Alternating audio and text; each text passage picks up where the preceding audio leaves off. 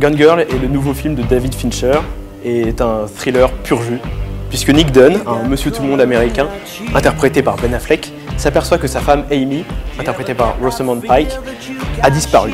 Il va alors déclarer cette disparition à la police, mais les événements vont rapidement prendre une tournure inattendue.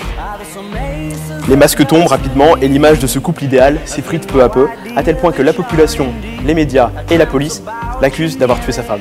Alors aujourd'hui, je ne vais pas demander aux deux duellistes si oui ou non Nick Dunn a tué sa femme, mais ce qu'ils ont pensé du film. C'est l'heure du duel. Donc, Gone Girl, le dernier film de Fincher. Moi, je t'avoue que je l'attendais vraiment avec impatience parce que je suis un grand fan personnellement de Fincher et j'ai pas été déçu. Gone Girl, c'est vraiment un très grand film. Moi, j'ai adoré. Tant au point de vue de la mise en scène, ça nous montre encore une fois la grande aisance qu'a Fincher de diriger ses comédiens et de s'accaparer. Bon, c'est une adaptation de s'accaparer donc le script de Gillian, je sais plus, Flynn, je crois. Gillian Flynn, tout à fait. Et scénario, c'est une vraie perle scénaristique qu'elle nous délivre comme script. Donc j'ai personnellement adoré le film. Ouais, mais alors moi je suis beaucoup plus mitigé que toi, c'est-à-dire que déjà, bon, tu parles du scénario qui est génial. Donc comme dit, c'est une adaptation d'un roman qui s'appelle L'Apparence. Adaptation qui n'est même pas faite par lui-même, puisque c'est l'auteur elle-même du livre qui adapte son propre film. C'est pas la première fois qu'il fait ça. Ouais, mais non, mais je suis tout à fait d'accord. Par exemple, même House of Cards, il réalise House of Cards, c'est la reprise en fait d'une série anglaise des années 90 qui traitait du même sujet. Donc c'est pas une première, il est d'ailleurs expert là-dedans, il aime faire ça. La première chose qui me dérange, c'est la façon dont il traite le sujet, c'est-à-dire que contrairement à ce qu'on croit, effectivement, il aime bien adapter, mettre en image, la direction d'acteur, la mise en scène, qui est très léchée. Par exemple, c'est très pastel, très sobre. Par moments, moi, quand il filme cette classe américaine, classe moyenne supérieure, je me suis retrouvé un peu dans Virgin Suicide de Sofia Coppola. C'est très l'image type d'un lotissement américain. Mais ce qui manque un petit peu, c'est qu'il fait une longue critique des médias américains, de médias télé-réalité qui condamnent le mari, etc. Et ça, je trouve que c'est vraiment loupé, alors que c'était un bon sujet. C'est loupé parce qu'en fait, il est très premier degré, et donc il n'y a aucun recul en fait sur ce qu'il montre. Après, il y a une autre limite qui est plus dans le twist en fait, c'est-à-dire qu'il y a un gros basculement qui, contrairement normalement dans un thriller, le switch a lieu au bout de, une demi-heure avant la fin en gros.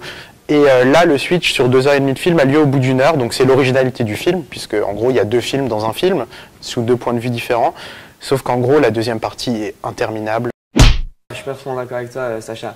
Après, quand tu parles de la critique, moi je trouve que là où il est très fort, c'est qu'il arrive à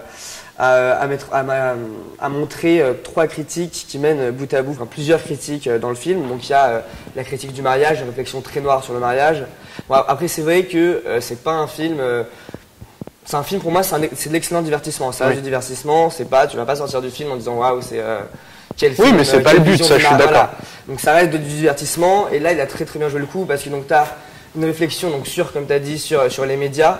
C'est toujours sur l'image. Le film est vraiment intégralement sur l'illusion de l'image. D'ailleurs, il prend une caméra HD. Oui. L'image est très lisse tout le long du film. Et alors que le propos est très noir finalement. Le propos de son film du mariage, c'est vraiment l'aspect très noir, le plus bas des instincts humains, parce qu'il y aura du twist, il y aura du sexe, etc. En fait, je trouve qu'on met un peu Fincher et son film, mais ses films en général, même si moi je les trouve très bons, qu'on le met un peu sur un piédestal, c'est-à-dire que, on va pas se mentir, franchement, c'est juste le film, c'est juste un épisode, par exemple, de New York Unité Spéciale, très bien mis en scène. C'est un peu le niveau zéro de la réflexion intellectuelle. C'est-à-dire d'épisodes de New York Unité Spéciale à ce niveau-là. Oui, c'est très bien réalisé, c'est très bien mis en scène. On ne trouve pas ça dans n'importe quel NCIS ou n'importe quel M6. C'est quand même affreusement amoral, c'est-à-dire que le moment où elle se fait tabasser et elle se fait piquer son fric alors qu'elle est en cavale, entre guillemets, on a envie de la plaindre, alors que la nana est en train de faire accuser de meurtre son mari. Enfin, on est quand même en train de plaindre cette nana qui est une véritable ordure. Et ça, c'est pas le hasard, c'est un choix de mise en scène, c'est la façon dont il la filme, c'est la façon dont il nous la fait aimer, c'est-à-dire qu'il la filme avec désir, c'est-à-dire qu'il fait ressortir notre côté pervers en nous disant, regardez, vous avez envie de désirer ce côté pervers. Et moi, ça... Au contraire, quand avec le twist, il nous montre que c'est une malade, et il la tourne comme une malade d'ailleurs. Il y a énormément de plans où on la voit, elle se grime, elle est pas du tout sympathique, cette femme. Oui, mais elle est désirable. Déjà, rien que le choix de l'actrice, il n'a pas choisi un laidron, quoi. On la déteste, mais c'est pas un démon, bien sûr, parce que encore une fois, c'est l'apparence. Sur le papier, elle est magnifique, elle est très. Oui, mais il n'y arrive pas. Et au fond, la réalité est très. Oui, mais pour moi, ça, il n'y arrive pas. Elle a un fond, bah, si, il n'arrive pas à sortir de son physique et de son côté. On a envie de la désirer pour nous montrer que c'est une vraie salope. Mais le twist le fait d'une manière géniale, parce que pendant 1 heure, c'est très très long, 1 heure dans un film, 2h30, c'est un long film, donc pendant 1 heure, il nous met une femme en tant que victime, donc on la désire, on la plaint, et là le twist apparaît et on l'exècre, cette femme. Et voilà, ça rejoint mon propos sur l'image, sur l'illusion.